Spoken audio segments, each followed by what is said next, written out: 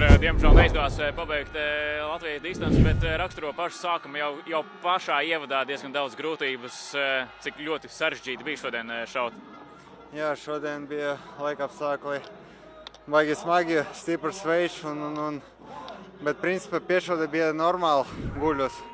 Bez stāvus es visiem citiem komandiem arī prasīju, kā šaut tās stāvus. Viņi nevar man atbildēt tās, ka šeit laki šāviens. Jā, baigi grūti, stingrs vējš jā, tā ir tas biatlons.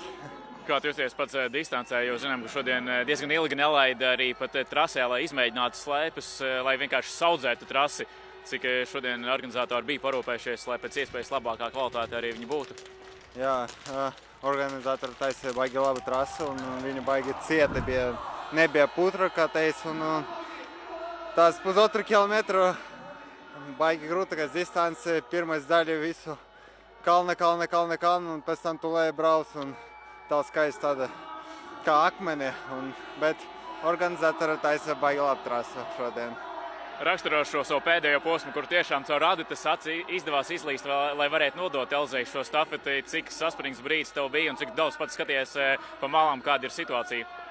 Un es ļoti atvainojos, ka es Elzei tā sudīgi nodevu stafete un pirmai komanda baigi labi šāviens un jā, mums šodien neizdevās tā stafeta no sākumā. Kā tu pats varētu raksturot šo nedēļas nogali Altepē pēc olimpiskajām spēlēm, pēc Contio Lahtī, kāda ir tā kopējā pašsajūta?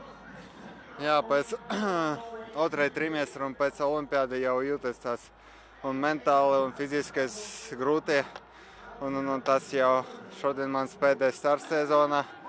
Un jā, tas vajag atpūšas un domāt par nākotnē, ko būs, kā būs, cerams, ko paspēja atpūšas. Ir jau izlemts, ka uz Oslo nedosies, ja? Jā, uz Oslo es jau nebraukšu. Un es beidzu, kā var teikt, mājas atmosfēra. Paldies mūsiem latviešiem atbalstam, Igaunija, lietuvieši. Paldies jums! Un tu varbūt rezumē, ko tad mēs arī no tevis varam nākamajā sezonā sagaidīt? Redzēsim, ko būs. Cerams, ka būs ok. Paldies, Edgars, veiksmīgi! Paldies visiem!